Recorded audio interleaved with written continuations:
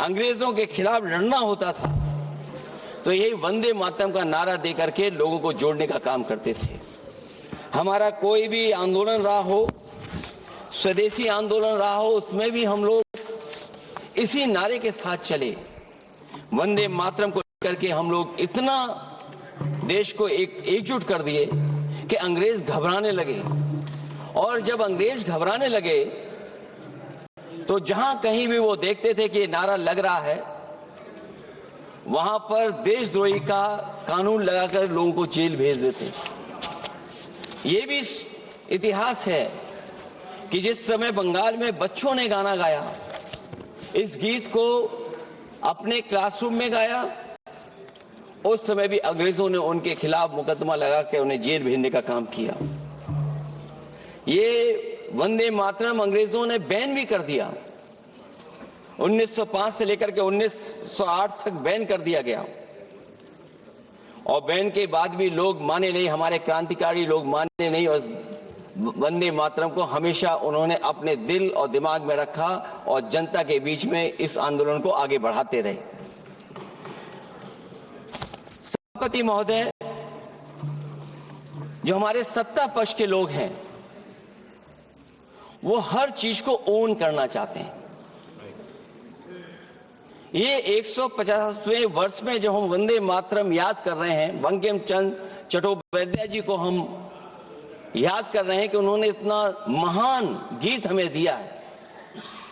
सत्ता पक्ष के लोग समय समय पर हमें देखने को मिलता है कि जो महापुरुष उनके नहीं हैं या जो चीज उनकी अच्छी नहीं है उनको वो ओन करना चाहते हैं।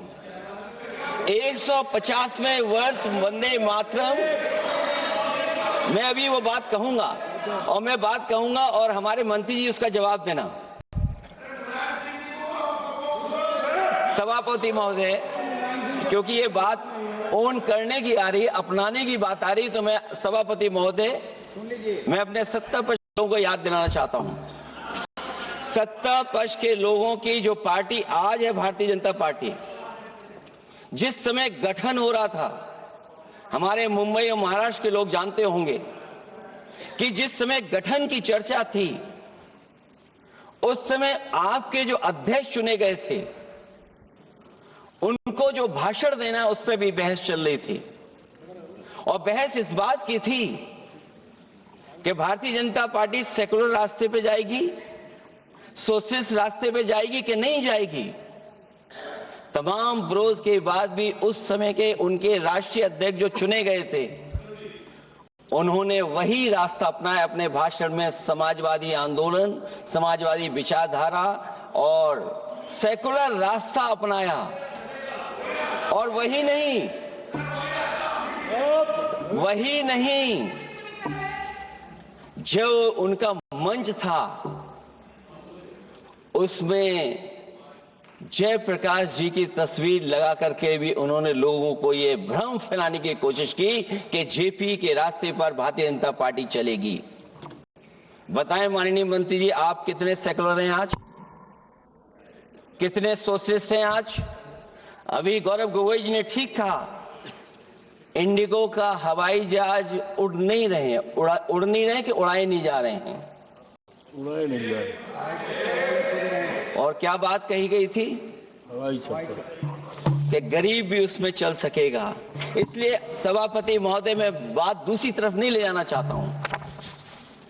वंदे मातरम सिर्फ गाने के लिए नहीं है, निभाने के लिए भी होना चाहिए।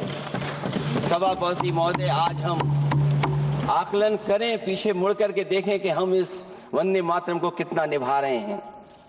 जिस वंदे मातरम ने आजादी के आंदोलन में सबको जोड़ा, आज के दरारवादी लोग उसी से देश को तोड़ना चाहते हैं।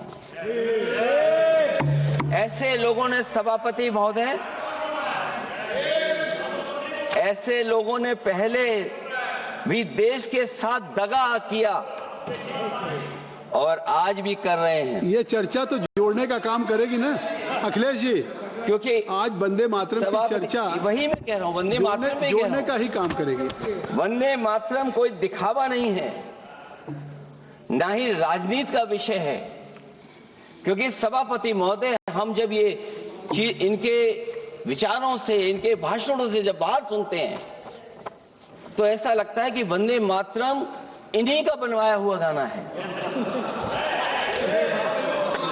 जिन्होंने सभापति महोदय, जिन्होंने आजादी के आंदोलन में भाग ही नहीं लिया है,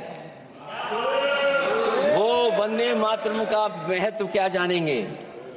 सच तो ये है कि सरफरोश लोग वंदे मातरम दिल से बोलते थे। उन आजादी के दीवानों के खिलाफ कुछ लोग अंग्रेजों के लिए जासूसी और मुखबिरी का भी काम करते थे। दरअसल ये राष्ट्रवादी नहीं बल्कि राष्ट्र विवादी लोग हैं। जहां विवाद करना हो, कभी अंग्रेज विवाद कर करके, डिवाइड कर करके, डिवीजन कर करके राज किया करते थे। सभापति महोदय, आज भी वही रास्ता कुछ लोग अपना रहे हैं। वो डिवीजन का रास्ता अपना रहे हैं, डिवाइड का रास्ता अपना रहे हैं, दरारवादी रास्ता अपना रहे हैं। इनका इतिहास खंगाला जाए कि इन्होंने आजादी के पहले और आजादी के बाद वंदे मातरम क्यों नहीं गाया। ये सभापति महोदय, आज जब हम वंदे मातरम पे इतनी चर्चा कर रहे हैं, जिस भाव से हम लोग यहाँ बैठे हैं, कम से कम ये भी खंगाला जाए इतिहास में कि वंदे मातरम कुछ लोगों ने कब गाया। उन मुखबरों से ये सवाल पूछा जाए कि स्वतंत्रता के बाद भी उन्होंने अपना गीत क्यों बनाया। उनकी एक रंगी सोच ने तिरंगा क्यों नहीं फहराया। वंदे मातरम सियासत के झूठे राष्ट्रवादियों के लिए नहीं है। गलत लोगों की गलत मंशा पूरा देश समझता है और केवल यही नहीं ओन करते हैं। कभी कभी भारत माता का जो चित्र है, जो पेंटिंग कभी बंगाल के महान लोगों ने बनाई थी,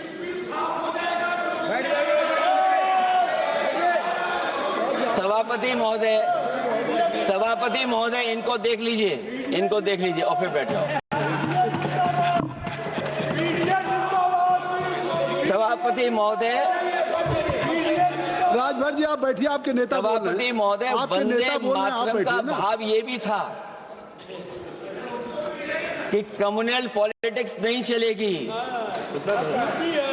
और कम से कम हमारे उत्तर प्रदेश के साथियों ने कम्युनल पॉलिटिक्स को अंत किया है वहां पर जहां से कभी इन्होंने शुरू की थी। और सभापति महोदय, वंदे मातरम एक भाव के रूप